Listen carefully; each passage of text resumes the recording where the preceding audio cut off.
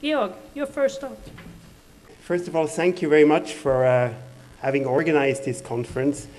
I mean, all the people here, I think, are coming from different countries, but they are kind of passionate about one thing or have been involved in one thing, and it is this trying to study political elites and the linkage between political elites and the people.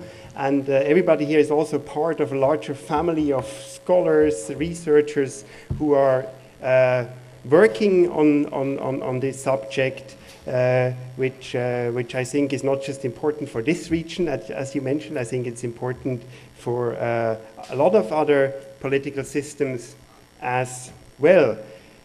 While I'm not directly talking about inner party democracy, I'm talking about something which is closely related to inner party democracy, and it's about competition. When we think about competition, that is something that is core to elections, and I think that's an important extension. It's not just taking place at elections between parties and candidates, it's also taking place within parties and among candidates from within parties, and that is an important extension. So what I'm presenting here is kind of an extension of a paper that already has been published, and an attempt to go slightly more comparative. When we look about candidate campaigning, which is at the core of kind of competition, you know, candidates and parties, they campaign because they compete. What has been the focus so far in research is campaigning between parties, or campaigning between parties of different, candidates of different parties in single-member district elections. However, this is not the only kind of campaign and inter-party campaign that is going on. What is often taking place is that candidates of the same party compete, and they often compete against each other. This is most obvious in what we call open ballot proportional representation systems, where we have these mixed incentives. On the one hand, party votes determine how many seats a party gets, but then individual candidate votes, they determine on who gets elected. And at the end of the day, for a politician or a candidate, and unless there is a lot of instability, it often actually matters more to have this inner party competition dimension, and they don't really care so much about competition to candidates from other parties. But you also have in other systems, single transferable vote, where Michael Marsh is going to speak about. I still really haven't figured out in detail how the system works. I think even Michael probably hasn't figured out in detail how the system works because it's so complicated. But there also you have an interesting mix. It's a system where you have an interesting mix of cooperation and competition between candidates from the same party. And that's actually a situation where a lot of candidates find themselves. This inter-party competition is a kind of a secret garden. You know? I mean, we have two types of competition in elections. One is this open competition between candidates of different parties. That is very visible and noticeable. It's also contested. It's conflictual in a lot of places. And that's the main focus also of the media in an election. But what we do have is quite a strong behind-the-door competition between the candidates from the same party. And unfortunately, there's very little known still on how is this competition taking place and what matters actually to succeed in this inter-party competition. There's also quite a negative view of inter-party competition because it's often not so much about policy.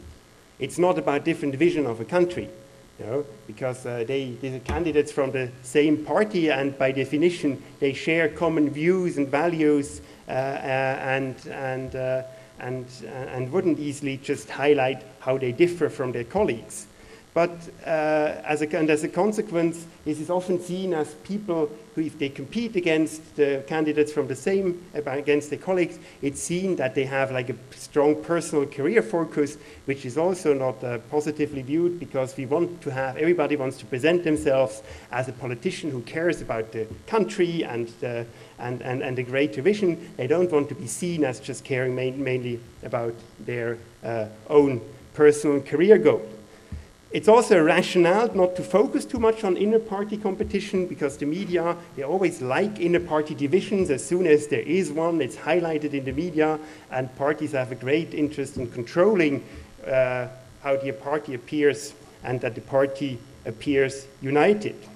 So parties try to balance competition and cooperation in these electoral races within a party, but how this is done is often not known, and I think projects like this one can shed some light on these aspects. Competition takes place at two stages. There is first an inner competition to run as a candidate, and as a consequence to be in a favorable position to be elected. That is actually in very many cases the key to get elected. I mean, it's the key in close list proportional representation. So there it matters to be on top of the ballot, and when you're top of the ballot, you're elected, and it's the party who decides who runs and who is on top. So you don't really care so much about voter, your focus is the party. But it's also actually in candidate elections, candidate-centered election, it's the case. We have a lot of single-member plurality elections, like in the UK or in the US, but it isn't really competition. So once you make it to be the official party candidate, you're almost automatically elected because you're running in a safe district. Or it's even the case like, you know, the next prime minister in the UK is not going to be elected based on a popular vote. It's going to be the next prime minister, head of state of the UK, is going to be elected in an inner party competition. And at some stage probably has to face an election as well, but the main focal point is a different one. But then the second stage is there's inner and intra-party competition to win the elections.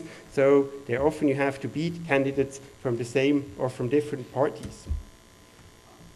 What determines this competition, based on a very famous study from John Carey and Matthew Shugart, the incentives to cultivate a personal vote, that they say it depends on the party control over ballot access. So how much does the party determine who can actually run and who is in a good position to run?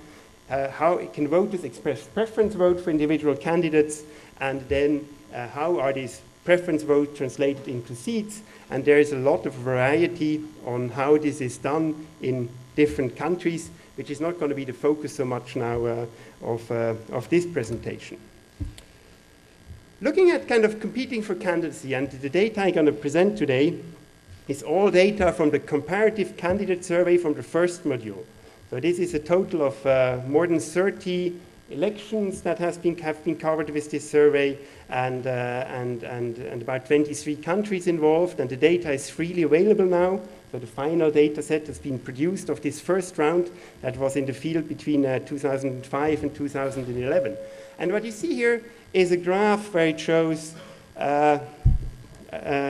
it's a question in these surveys where all the candidates are asked how competitive was your candidacy, and you can see the blue line is like people who said I was the only person considered, I had one contender in the campaign, and the yellow line is I had more than one contender, I had several contenders, and you can see quite a lot of difference in how contested the nomination is. You have countries like Switzerland and Canada, New Zealand, Hungary, where according to the candidates there isn't much competition, and then you have countries like Sweden, Italy, Finland as well, where it seems maybe you don't trust the data, but where it seems at least quite competitive to become a candidate. When you look then at the kind of variation within the country as well for the different parties, and this is a box plot now who looks at the variation for each of the different parties, what you see here is that,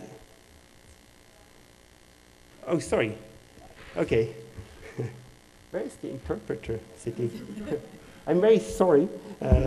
I try to slow down.